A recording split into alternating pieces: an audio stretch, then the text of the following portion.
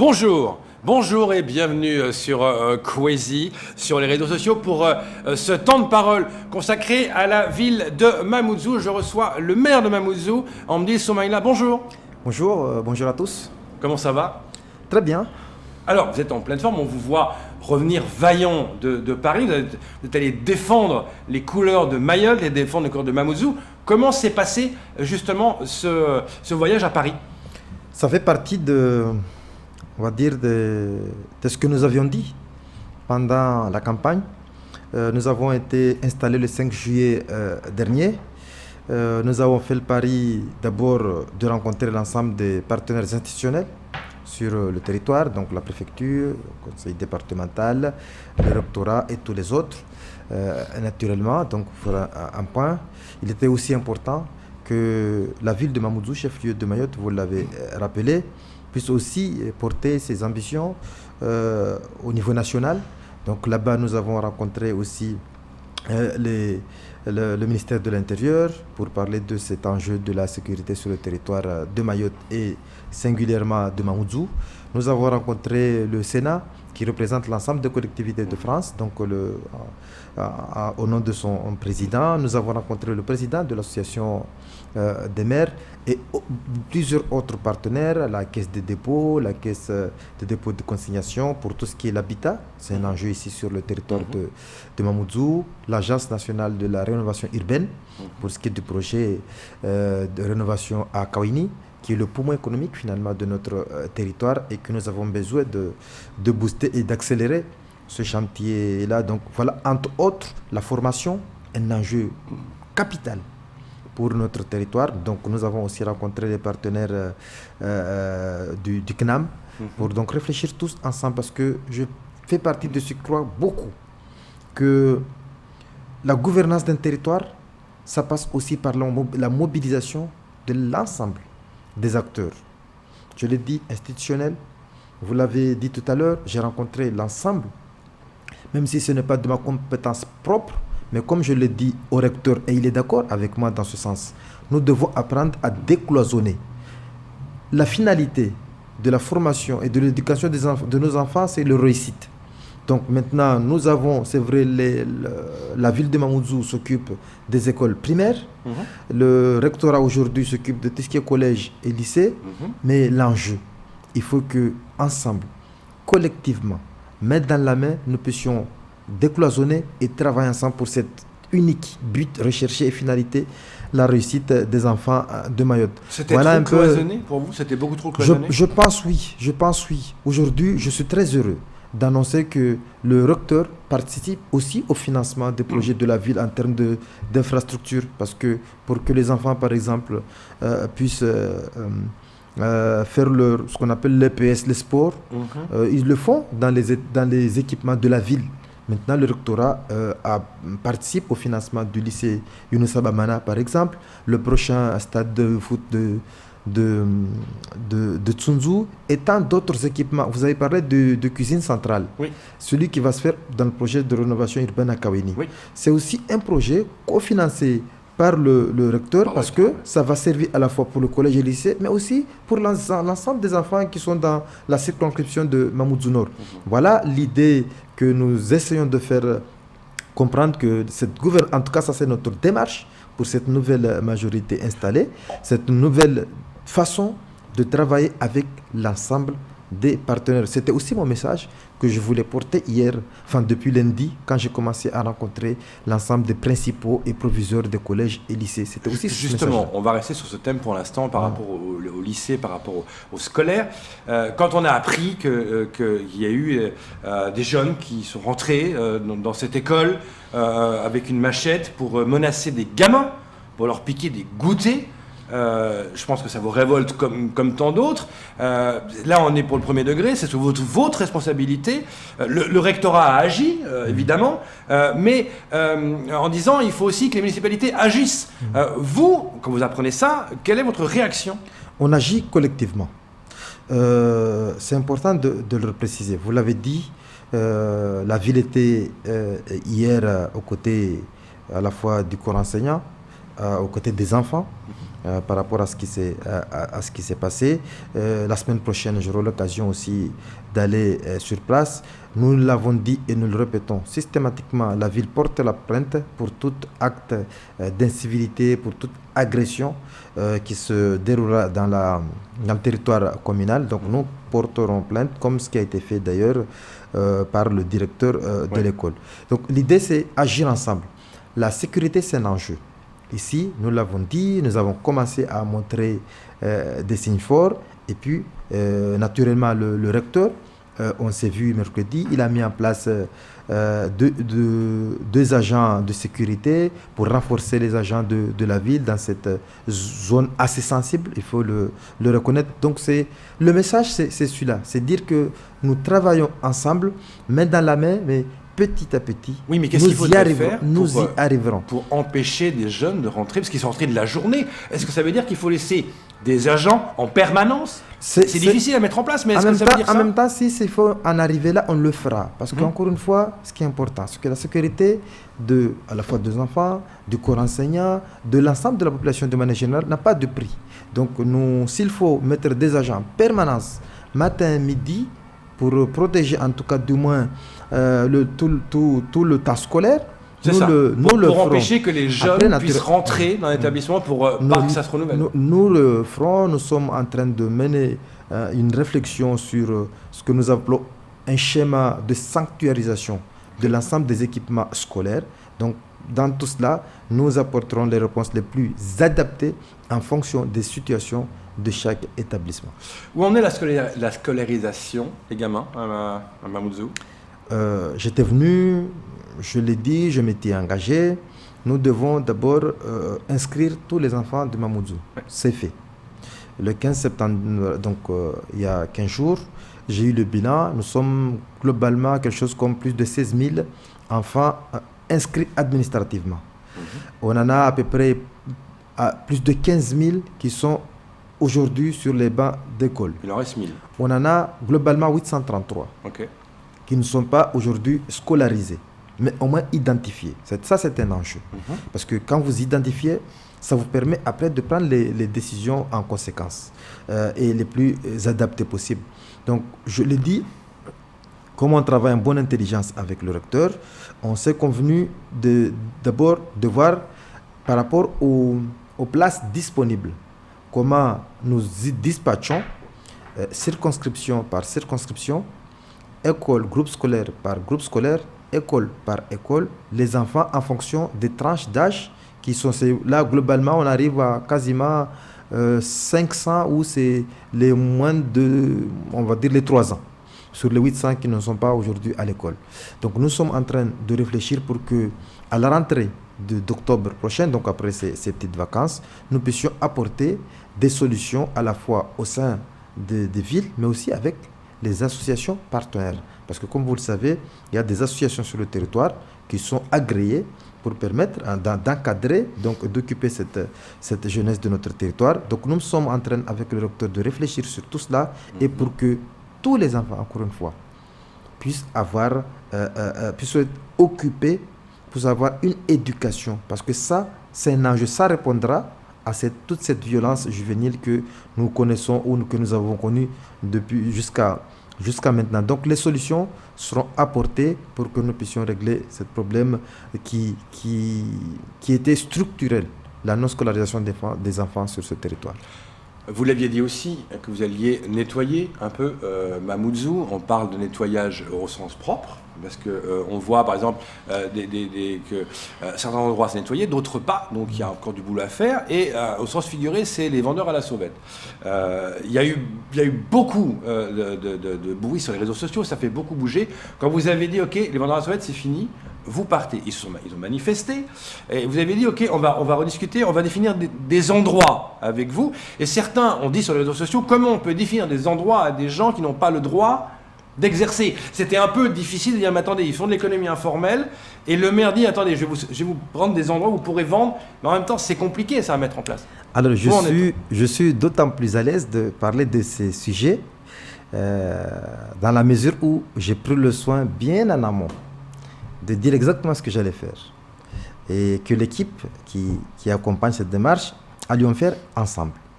D'abord sur la propriété urbaine. Je l'ai dit, l'une des premières délibérations qui ont été prises à la ville, c'était de déclarer cause communale pour les 10 ans.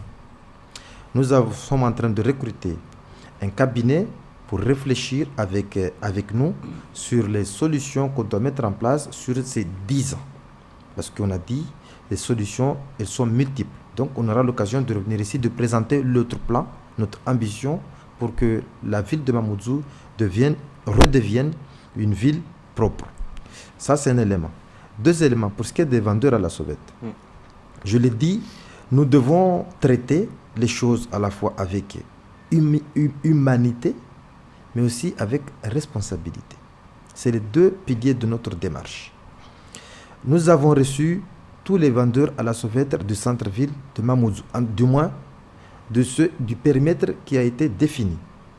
Nous leur avons demandé, nous leur avons laissé un délai pour leur dire désormais, à partir du 7 septembre, plus personne sur le centre-ville, du moins sur le périmètre défini. Après, ce qu'il faut noter, et ça c'est notre responsabilité collective, en tout cas de notre municipalité aujourd'hui, c'est de dire, il y a des personnes qui ont la poste, qui souhaitent créer leur propre emploi. Nous devons les accompagner.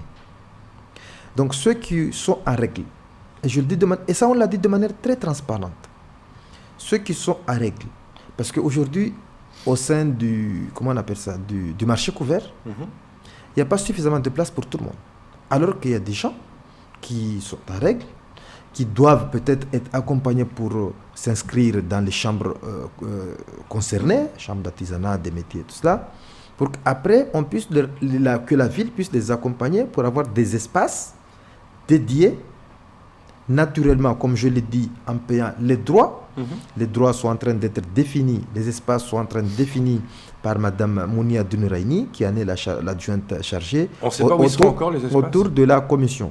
Le travail est actuellement en train de se faire. Et comme nous étions engagés, que c'était on commençait par le centre de la ville, donc le centre-ville, mais que ce travail-là allait continuer sur l'ensemble du territoire communal. C'est pourquoi j'ai demandé à ce que dans les prochains jours, la commission, à travers l'adjointe chargée du développement économique dans notre territoire, est en train de pondre un calendrier. Nous allons passer dans l'ensemble des villages, voir toutes les personnes qui vendent, en tout cas qui ont des marchés informels, et leur dire de manière vraiment la plus simple et la plus transparente possible nos bases de travail. Nous communiquons, nous disons ce que nous allons faire et nous allons faire ce que nous avons dit. C'est de cette façon-là que nous avons décidé de gérer cette problématique. Est-ce que vous pensez qu'en 2020, avec toutes les crises sanitaires que nous connaissons, au-delà du coronavirus, la dengue et toutes les autres maladies, nous devons continuer à vendre à même le sol des produits ici sur ce territoire? Je ne suis pas d'accord. Nous ne sommes pas d'accord. Ce n'est pas acceptable. Donc nous allons organiser tous ces marchés dans l'ensemble du territoire communal. Nous allons accompagner toutes les personnes qui souhaitent créer leur propre emploi, parce que quand vous vendez, vous créez votre propre emploi. Vous ne venez pas voir le maire, les élus pour dire que vous voulez travailler à la mairie. Nous allons les accompagner, ceux qui sont en règle et qui souhaitent créer leur propre emploi. Nous allons l'accompagner. La ville s'engage à les accompagner, mais toujours dans le respect des règles. Je pense que je ne pourrais pas être plus précis. Les choses sont très claires. Autre chose que vous avez dit, vous voulez créer 400 logements sociaux. Mais moi, la question que je vous pose, c'est, on a un problème de foncier à Mayotte. Alors, on fait quoi? Est-ce qu'il faut décaser pour trouver du foncier? En même temps, en décasant, il faut reloger les gens. On les reloge où? C'est un problème complexe. Alors, si nous ne devons pas nous occuper des problèmes complexes, je ne sais pas ce qu'on ferait. Le propre de l'élu, c'est justement de se confronter, de s'occuper des problèmes complexes. Si vous connaissez un élu qui ne s'occupe pas des problèmes complexes, ça veut dire qu'il n'a pas sa place. Pour notre part, élu de Mamoudzou, nous connaissons la difficulté. Le constat, il est partagé par tous. Des bidonvilles partout. quasiment près de 60% des logements sur ce territoire sont indignes. Nous allons à travers les chantiers structurants. Nous l'avons fait à Mgombani, à travers le premier projet de la rénovation urbaine à Mayotte. Nous sommes en train de le faire actuellement à Kawini. Nous l'avons fait à Amaha, la ZAC, plus de 500 logements. Nous sommes en train de le faire actuellement à Doujani, plus de 1000 logements. Il y a des promoteurs qui sont prêts à accompagner la ville, des promoteurs privés, qui sont prêts à accompagner la ville. Je vais, dans les semaines prochaines, en rencontrer.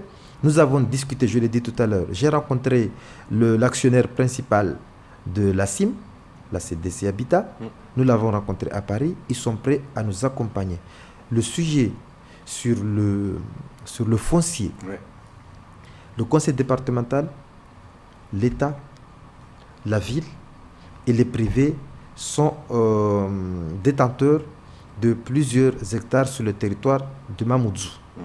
Comme je l'ai dit, parce que nous avons fait le choix de la gouvernance partagée, de la gouvernance intelligente, du travail collectif, naturellement, nous nous retrouverons avec l'ensemble de ces partenaires pour que nous puissions dégager les parcelles, les terrains, nécessaires pour que nous puissions créer ces logements. Parce qu'encore une fois, oui, mais si vous décasez, il faut loger. Comment vous allez faire pour reloger? Il y a des projets qui sont en cours. Il y a ce qu'on appelle des cases-tiroirs. C'est des modulaires qui sont en train, c'est des tests qui sont en train de se faire. Mais encore une fois, le plus important, c'est ça. Nous allons créer de logements parce qu'il n'est plus possible qu'aujourd'hui, au XXIe siècle, des gens continuent à vivre dans des matériaux de récupération. Donc, si je vous suis bien, il y a du foncier dans la commune de Mamoudzou, seulement c'est occupé des fois illicitement, et le but c'est de... Et surtout, c'est de les déloger. Et surtout, dans des zones qui ne sont pas viabilisées, qui ne sont pas aménagées. Quand vous créez les conditions pour aménager les espaces, vous sortez des logements. Ça, le souci des gens, c'est de dire, voilà, vous allez créer des logements, ok, vous allez décaser, ok, il faut reloger ces gens pendant ce temps-là. Et le risque après, c'est de dire, ceux qui ont... Pourquoi vous parlez tout le temps de risques? Pourquoi vous parlez tout le temps de problèmes? Non, c'est pas un problème, c'est une réalité. C'est une réalité. Je vous l'ai dit. Les espaces sont là. On a des espaces qui ne sont pas occupés. Je prends un exemple très simple. Comme ça illustrera comme ça vous évitera tout le temps de parler des problèmes. Moi, je suis là que pour parler des solutions. Alors, j'ai par exemple 10 hectares. Terrain nu à Tsunzu 2. 10 hectares appartenant à la ville de Mamoudzou. Imaginez-vous, dans 10 hectares, combien nous pourrons mettre des logements intermédiaires, sociaux, privés. Des milliers. Commencez maintenant à le faire. Là, c'est ce que je suis en train de vous dire. Attendez, j'ai été dit qu'il n'y a que 2 mois. C'est vrai. Ne me demandez pas d'aller plus vite que la musique. Alors, comment ça se fait? Ne me demandez pas d'aller plus vite comment ça se fait que ça n'a pas été fait avant? Je vous dis exactement ce que nous sommes en train de faire. Je ne suis pas là pour faire le bilan de ce qui n'a pas été fait. D'autant plus que certains terrains ont été acquis dans la mandature précédente. Donc, en soi, un travail déjà été amorcé. Donc, nous devons continuer accentuer ce travail, l'accélérer et surtout, avec les partenaires, nous accompagner pour qu'à la fois ceux qui ont des terrains privés, qui souhaitent des promoteurs, qui souhaitent construire des logements, que nous puissions avec eux accélérer les chantiers, c'est important. Nous, à la ville, à notre niveau, pour les logements sociaux et intermédiaires, nous devons, avec nos partenaires, notamment la CIM et les autres, nous devons le faire. Donc, donc comme je l'ai dit, les espaces disponibles, nous devons créer les conditions pour pouvoir les construire. Et à partir de là, pour l'ensemble des autres espaces qu'il faut enlever les gens, parce qu'il faut les viabiliser, il faut les aménager, nous le ferons. Voilà. Autre question, la dernière, parce que le temps passe vite. L'Académa, on en est où? Ah, mais pourquoi vous voulez que je parle de l'Académa? Moi, je suis le maire de Mamoudzou, il y a un président de l'Académa. Si vous voulez parler de l'Académa, vous invitez le président de l'Académie ici. J'ai compris que le travail se fait, le président il est mobilisé, donc j'ai pas de sujet à cela. Moi, mais les membres de la ville, en tout cas les conseillers municipaux qui sont conseillers communautaires, participent aux réunions de travail, participent aux commissions, aux différentes commissions, participent au conseil communautaire. Donc maintenant, sur la gouvernance proprement dite, ça, je ne me permettrai pas de parler au nom du président de l'Académie. J'ai entendu que c'est tendu. Et j'ai entendu dire, on va terminer sur ça, que quand vous étiez à Paris, vous avez rencontré Sarko, il va bien? Oui, j'ai eu l'occasion, l'honneur de rencontrer l'ancien président de la France, Nicolas Sarkozy, comme vous le savez. J'ai profité de cette occasion pour lui faire part de toute la sympathie des Mahoraises et des Mahorais à son endroit, à son égard. Nous reconnaissons, nous sommes un peuple, en tout cas les Mahorais est un peuple extrêmement reconnaissant. Je lui fais part, en tout cas au nom de la ville, et je me suis permis aussi, parce que je sais que les Mahorais, ce sont les élections de 2012, les résultats des élections de 2012 pour Nicolas Sarkozy ici sur le département en ont attesté. Donc les Mahorais lui sont extrêmement reconnaissants, donc c'était une façon juste de lui faire part aussi de notre reconnaissance de son œuvre accomplie ici au-delà même de la départementalisation, de la consultation. C'est tout ce qu'il a fait ici sur le territoire en 5 ans de mandature. Donc c'était une occasion pour moi de lui remercier au nom de l'ensemble des Mahorais. Merci beaucoup, monsieur le maire, d'être venu sur ce plateau. C'est moi qui vous remercie de votre invitation. Commune de Mamoudzou, c'est tout pour ce temps de parole.